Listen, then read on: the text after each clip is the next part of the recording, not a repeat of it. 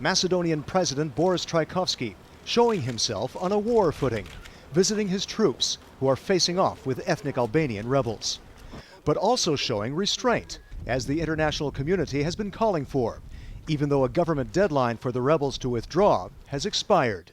He came with a message to his troops. Especially to encourage them that they have to be in a position to overcome the attitude of the terrorists because they're trying to involve our country in the civil war, in bloodshed, and we have with this attitude to overcome all this, and at the very same time to resolve the situation politically and military terrorists to be isolated.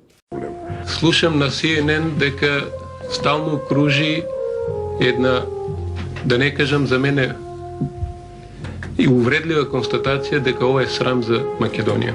Ова е срам за меѓународната заедница.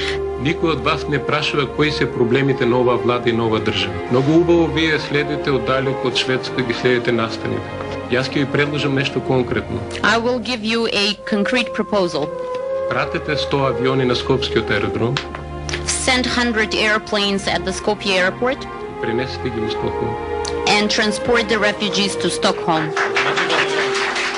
И сега тогаш ние направивме голем притисок на меѓународната заедница да бидат преземани бегалци и према странство. И мислам дека тој процес исто така неколку десетини илјади ги однесе со тие авионски летови према странските држави.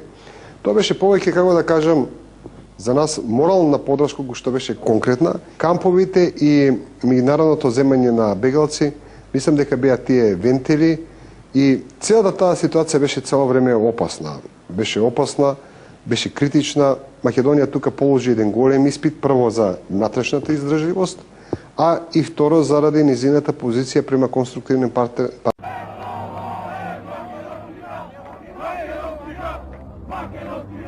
Точно дека Тетово е македонски град и никој нема да го земе. И ќе остане македонски град. И сите повторно треба да се вратиме да живееме заедно со нашите пријатели. Било кој да бил, дали албанец, турчин, влак, србин или македонец. Ве молам, повикајте се на развод и трезвеноста.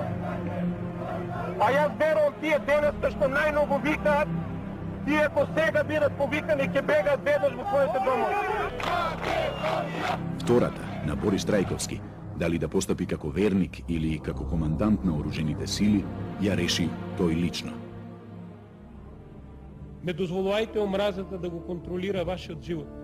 Мораме да бидеме единствени за да го поразиме ова зло.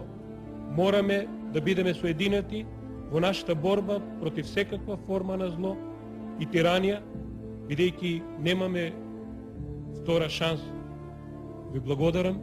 Господ да ја чува Македонија и низините граѓани.